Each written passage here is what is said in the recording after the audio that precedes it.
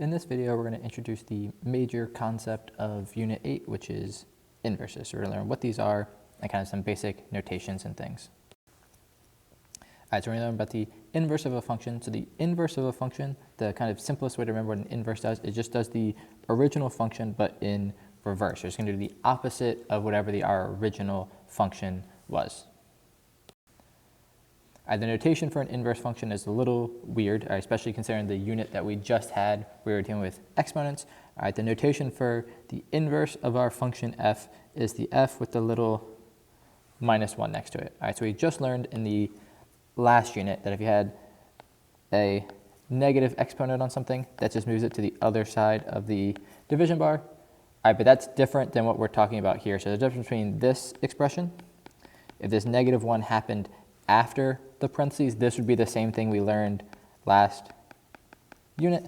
That would be a negative exponent. But here, this little -1 is right after our letter f, which is representing our function. That means we're talking about an inverse and not an exponent. So a little confusing with what we just learned, but this is a notation that is used when we're talking about the inverse of a function.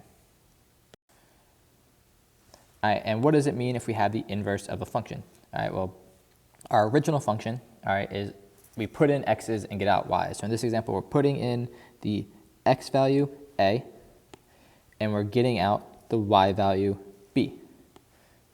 And our inverse function, again, that's what this little -1 here next to our function means. Our inverse function just does the opposite. It's the opposite, the reverse of the original. So the original, I put in a and got out b. My inverse, now I'm going to put in b and get out a. So it's just doing the exact opposite of what the original function did. And a lot of times I'll draw these little arrows to show that we're kind of just flipping the places of the input and output. So inverse is the opposite of the original function.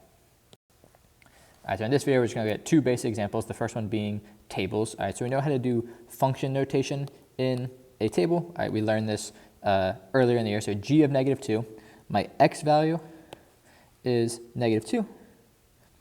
And the y value I get out is right below it. So the answer for this problem is 9. When I plug in the x value -2, I get out the y value 9. Well, g inverse of 2, again, we have this little -1 right here, is representing the inverse function of 2. Now we're going backwards, we're doing the reverse of the original. Well, in the original, we went from our x values at the top to our y value at the bottom. Inverse is going to be the opposite. So now if I'm plugging 2 into the inverse, I'm just going to go reverse. I'm going to go from top to bottom. So my original, I would put in 1 and get out 2.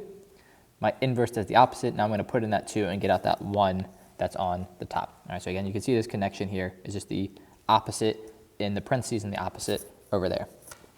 So G inverse of 7. Real quick, you can look at the table and see what you think the answer is. But we're starting with 7. We're doing the inverse, so we're going to go from the bottom to the top. So we find the 7 there.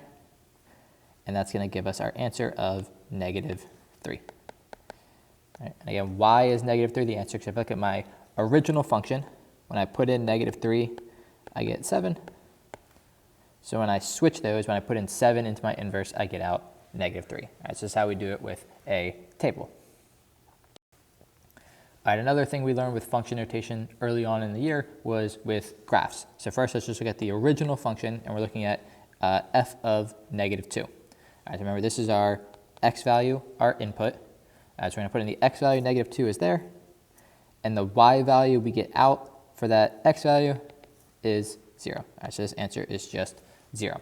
So our original function, we go to that x value and figure out the y value for our graph. Now we're doing the inverse. We're doing it in the reverse order. So now instead of looking at x first, we're going to look at y first. So in this first one, f inverse of 1, that should be my y value is 1. And I figure out where I hit my graph, and that corresponds to the x value, -1. So this is equal to -1. And whenever you're working with your inverse, you can always go back to the original. If I put in -1 into my original function, I get out the y value 1. So when I flip those, I get this expression for the inverse. And again, for this last one, f inverse of 2, you could pause the video for a second, figure out what you think the answer is. But it's really similar to the last one, f inverse of 2. Now my y value is 2.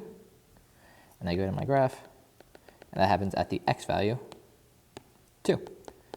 So in this case, I put in 2, I get out 2, means my inverse does the same thing. All right, so here's one for you to try on your own. All right, so graphing one, you're finding f inverse of -1. So really similar to those last two examples we just did. And the answer you get is 3, because if I'm looking at my inverse, all right, that means I'm actually looking at the y values first. The y value being -1 is here.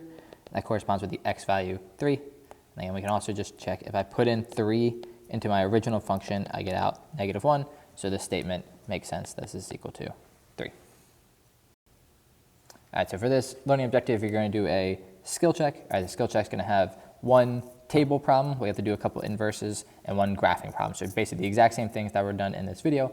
And again, the practice problems are there to help you kind of understand what's going to be on the skill check and practice this skill.